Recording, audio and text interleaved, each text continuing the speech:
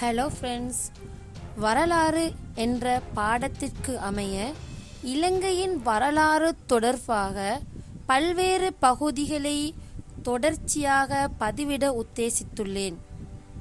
அந்த அடிப்படையில் முதலாவதாக வரலாறு என்றால் என்ன, வரலாற்று மூலாதாரங்கள் மற்றும் வரலாற்றை கற்பதன் முக்கியத்துவம் போன்ற விடயங்களை தெளிவாக ஆராய்வோமானால்,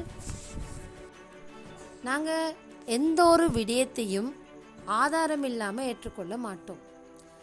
அதாவது எந்த ஒரு சம்பவத்தையோ அல்லது ஒரு நிகழ்வையோ ஏற்றுக்கொள்ள ஆதாரபூர்வமான சான்று அவசியமாகும். இப்போ குறிப்பிட்ட ஒரு சம்பவம் அல்லது குறிப்பிட்ட ஒரு நிகழ்வுட உண்மை தன்மையை அறிய அதனை ஏற்றுக்கொள்வதற்கு ஆதாரம் அவசியமாகும். ஆதாரம் இல்லை என்றால் அவை வெறும் ஊகங்களாகத்தான் கொள்ளப்படும். இல்லாட்டி நம்பிக்கை, மூட நம்பிக்கையின் அடிப்படையில் தான் கட்டியெழுப்பப்பட்ட ஒரு விடயமாக இருக்கும் அது. எனவே எவ்வாறான வரலாற்று நிகழ்வுகளையும் அதன் உண்மை தன்மையுடன் உறுதிப்படுத்த அதற்கான சான்று அல்லது ஆதாரம் அவசியமானதொன்றாக காணப்படுகிறது. இந்த அடிப்படையில் வரலாறு என்றால் என்ன என்பதை பார்ப்போமானால், வரலாறு என்பது கடந்த கால நிகழ்வுகளின் தொகுப்பு எனலாம். முற்காலத்தில் வாழ்ந்த மனிதர்கள் பற்றிய தகவல்களை தேடி அறிந்து அவற்றை விளக்குவது வரலாறு எனப்படும். அதாவது முன்னைய காலத்தில் மனிதனுடைய நடவடிக்கைகள், அவனுடைய தொழிற்பாடுகள், இந்த மனிதன் இயற்கை சூழலுக்கு எவ்வாறு முகம் கொடுத்தான், அவன் எவ்வாறு இந்த இயற்கை சூழலை பயன்படுத்தி கொண்டான், மேலும் இந்த மனிதர்கள் எவ்வாறு குழுக்களாக பின்னர் சமூகமாக இணைந்து வாழ்ந்தாங்க, அவங்களோட உணவு பழக்க முறை, அவங்களோட சமூக பழக்க வழக்கங்கள், அவங்களோட கலாச்சார விழுமியங்கள், மத அனுஷ்டான முறைகள், அவங்க பயன்படுத்திய ஆயுதங்கள், அவங்க பயன்படுத்திய பாத்திரங்கள், நாணயங்கள் மற்றும் அவங்களோட வாழ்வாதார முறைகள் போன்றனவற்றை, மேலும் அந்த காலத்தில் வாழ்ந்த மன்னர்கள், அந்த மன்னர்களோட யுத்த முறைகள், அவங்களோட போர் நடவடிக்கைகள், அந்த விதிமுறைகள், அவங்களோட வீர தீர சாகசங்கள், அவங்களோட சிம்மாசனங்கள் தொடர்பாக அவங்க கைப்பற்றிய சிற்றரசுகள், பேரரசுகள் மற்றும் நாகரிகங்கள் போன்ற இவ்வாறான விடயங்களை விளக்குவது தான் வரலாறு எனப்படும். இத்தகைய வரலாற்றை கற்பதற்கு எமக்கு உதவும் அம்சங்கள் வரலாற்று மூலாதாரம் எனப்படும். அதாவது வரலாறு என்ற இந்த கட்டிடத்தை கட்டி முடிக்க பயன்படும் செங்கற்களே வரலாற்று மூலாதாரம் எனப்படும். இந்த அடிப்படையில் இலங்கையிட வரலாற்றினை அறிந்து கொள்ள ஏராளமான வரலாற்று மூலாதாரங்கள் கிடைக்கப்பெற்றிருக்குது. அதில் பிரதானமாக 2 வகைப்படுத்தலாம். அதில் ஒன்று தான் இலக்கிய மூலாதாரங்கள் அல்லது இலக்கிய சான்றுகள்னு சொல்லலாம். 2வது தொல்பொருள் மூலாதாரங்கள் அல்லது தொல்பொருள் சான்றுகள் என்றும் எங்களுக்கு சொல்லலாம். இவற்றுள் முதலாவதாக இலக்கிய மூலாதாரங்கள் என்றால் என்ன என்பது தொடர்பாக நாம் பார்த்தோமானால், குறிப்பிட்ட காலத்தில் ஏற்பட்ட வரலாற்று நிகழ்வுகளை அறிய எமக்கு உதவுகின்ற எழுத்து மூல வடிவில் கொண்டு வரப்பட்ட விடயங்கள் அனைத்தும் உள்ளடங்கும். அதாவது எந்த ஒரு சம்பவத்தையும், எந்த ஒரு நிகழ்வையும் அல்லது எந்த ஒரு வரலாற்று சம்பவத்தையும் தொடர்ச்சியாக அறிந்து கொள்வதற்கு எங்களுக்கு இலக்கியங்கள் துணை புரிகின்றன. இலக்கிய மூலாதாரங்களை எங்களுக்கு 2 வகைப்படுத்தலாம். உள்நாட்டு இலக்கிய மூலாதாரம், அதே மாதிரி வெளிநாட்டு இலக்கிய மூலாதாரம் என்று எங்களுக்கு இலக்கிய மூலாதாரங்களை 2 வகைப்படுத்தலாம்.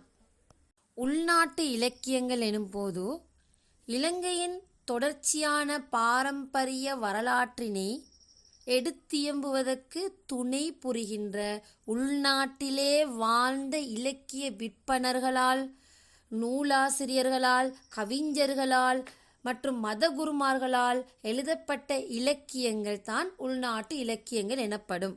இதுக்கு உதாரணம் நாங்கள் சொல்ல போனால் தீபவம்சம், மகாவம்சம், சூலவம்சம், ராஜாவலிய, பூஜாவலிய, யாழ்ப்பாண வைபவ மாலை, தாது வம்சம், போதி வம்சம் போன்றனவற்றை உதாரணமாக குறிப்பிடலாம். அதே போல வெளிநாட்டு இலக்கியங்கள் என்ற அடிப்படையில் அந்த காலப்பகுதியில் இலங்கையோடு அரசியல் ரீதியாக, பொருளாதார ரீதியாக, சமூக பண்பாடு, கலை, கலாச்சாரம் மற்றும் சமய ரீதியான உறவினை ஏற்படுத்தி கொண்டிருந்த பிரதேசங்களான இந்தியா, சீனா, அராபிய, தென்கிழக்காசிய மற்றும் கிரேக்க உரோமம் இவ்வாறு பல்வேறுபட்ட நாடுகளும் இலங்கையில், அதாவது அந்த காலப்பகுதியில் இலங்கையில் அரசியல் பொருளாதாரம் எவ்வாறு காணப்பட்டுச்சு, பண வளர்ச்சி, வர்த்தக வளர்ச்சி எவ்வாறு காணப்பட்டுச்சு, மக்களோட வாழ்க்கை முறை, அவங்களோட அரசியல் பரிபாலனம் எவ்வாறு காணப்பட்டுச்சு, இவ்வாறு பல்வேறுபட்ட தன்மைகளை தமது நாட்டு இலக்கியங்களில் உள்ளடக்கியுள்ளார்கள். அப்போ இவைத்தான் நாங்கள் வெளிநாட்டு இலக்கியம் எனப்படும். உதாரணமாக இந்திய மூலாதாரங்கள், சீன மூலாதாரங்கள், அரேபிய மூலாதாரங்கள், கிரேக்க ரோம மூலாதாரங்கள், மத்திய கால நவீன ஐரோப்பிய மூலாதாரங்கள், தென்கிழக்காசிய மூலாதாரங்கள். இந்திய மூலாதாரங்கள் என்று சொல்லும்போது சிலப்பதிகாரம், மணிமேகலை, பத்துப்பாட்டு போன்றவற்றை குறிப்பிடலாம். அதே மாதிரி யுவான் சுவாங்கோட தேச சஞ்சார அறிக்கையை குறிப்பிடலாம். அதே மாதிரி பாக்கியன் தேரரோட தேச சஞ்சார அறிக்கையை குறிப்பிடலாம். ஆக இவைத்தான் நாங்கள் வெளிநாட்டு இலக்கிய மூலாதாரங்களுக்கு உதாரணமாக சொல்லலாம். எனவே இவ்வாறு இலக்கிய மூலாதாரங்களை உள்நாட்டு மூலாதாரங்கள், வெளிநாட்டு இலக்கிய மூலாதாரங்களுக்கு இரண்டாக பிரித்து பார்க்கலாம். உள்நாட்டு இலக்கிய மூலாதாரம், வெளிநாட்டு இலக்கிய மூலாதாரங்கள்ன்றது நாங்கள் பார்த்துட்டோம். அடுத்து நாங்கள் பார்க்க போகிறது தொல்பொருள் மூலாதாரங்கள். தொல்பொருள் மூலாதாரங்கள் என்று சொன்னால் இலங்கையிட வரலாற்றை அறிந்து கொள்ள மிகவும் ஒரு உறுதியான சான்றாக இந்த தொல்பொருள் மூலாதாரங்கள் காணப்படுது. இதுக்கு உதாரணமாக சொல்ல போனால் கல்வெட்டுக்கள், நினைவு சின்னங்கள், மட்பாண்டங்கள், நாணயங்கள், சிலைகள், வேற மண்டையோடுகள், கல்லாயுதங்கள், கட்டிட அம்சங்கள் போன்றவற்றை எங்களுக்கு இதுக்கு உதாரணமாக எடுத்து காட்டலாம். இதில் நாங்கள் இதில் குறிப்பாக இந்த தொல்பொருள் மூலாதாரத்தில் ஒரு சிறப்பம்சம் என்னன்னு சொன்னால், இலக்கிய மூலாதாரங்களை நாங்கள் எடுத்துக்கொண்டால் இவை பெரும்பாலும் வரலாற்று நிகழ்வுகள் நடைபெற்ற அந்த சமகாலத்தில் எழுதப்படலை. இலக்கிய மூலாதாரங்கள் பெரும்பாலுமே வரலாற்று நிகழ்வுகள் நடைபெற்ற சமகாலத்தில் எழுதப்படலை, பிற்பட்ட காலத்தில் தான் எழுதப்பட்டுச்சு. அதே போன்று இங்கே நூலாசிரியருடைய விருப்பு வெறுப்பும் என்பவையும் கலந்து தான் இந்த இலக்கிய மூலாதாரங்கள் காணப்பட்டுச்சு. ஆனால் இந்த தொல்பொருள் மூலாதாரங்கள் வரலாற்று நிகழ்வின் சமகாலத்திலே என்ன செய்யப்பட்டது, படைக்கப்பட்டது. ஆற்றதான் இந்த தொல்பொருள் மூலாதாரங்களோட சிறப்பம்சம். எனவே இந்த இலக்கிய மூலாதாரங்களில் கூறப்படுற விடயம் தொல்பொருள் மூலாதாரங்கள் மூலம் உறுதிப்படுத்தப்படுவதனால் நாங்கள் இந்த தொல்பொருள் மூலாதாரத்தை ஒரு நம்பிக்கைக்குரிய மூலாதாரங்களாக எங்களுக்கு சொல்லலாம்.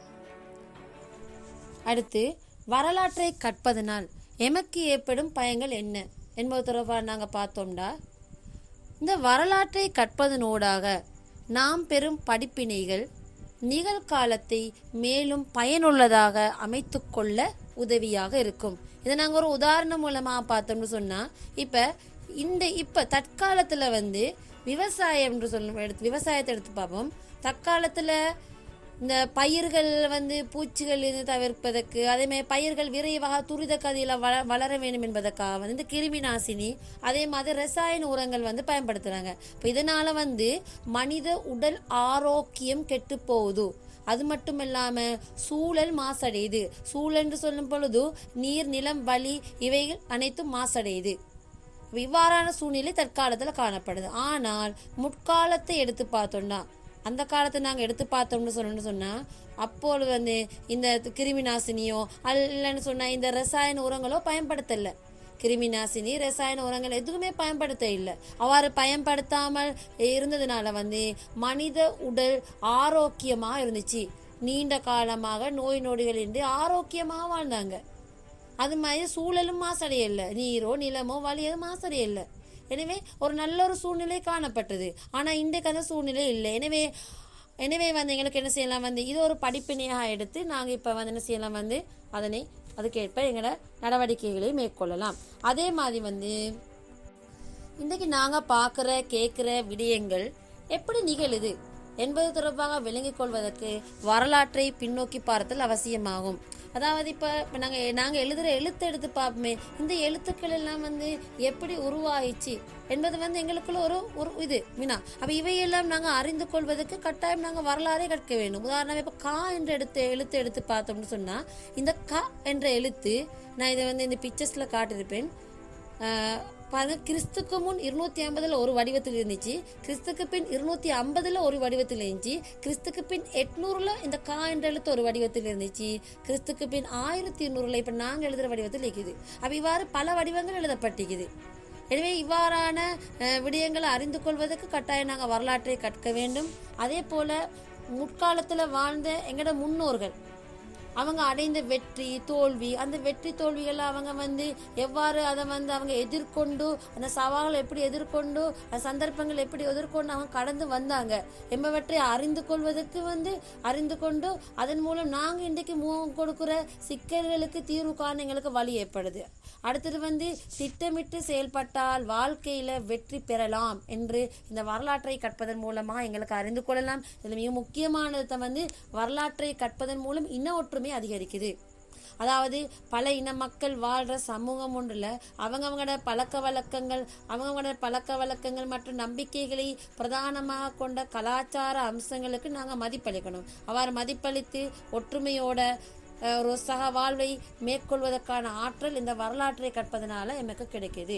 எனவே நாங்கள் இப்போ பார்த்தது வரலாறுன்னா என்ன, வரலாற்று மூலாதாரங்கள் என்ன, வரலாறை கற்பதனால் எமக்கு ஏற்படுற பயன்கள் என்பதை நாங்கள் சுருக்கமாக விரிவாகவும் நாங்கள் பார்த்தோம். அடுத்தடுத்த பதிவுகளில் இன்னும் பல சுவாரஸ்யமான விடயங்களை நாம் பார்க்கலாம். தொடர்ந்தும் எனது பதிவுகளை பார்க்க ப்ளீஸ் சப்ஸ்கிரைப் அண்ட் லைக் பண்ணுங்கள். மீண்டும் சந்திப்போம். நன்றி.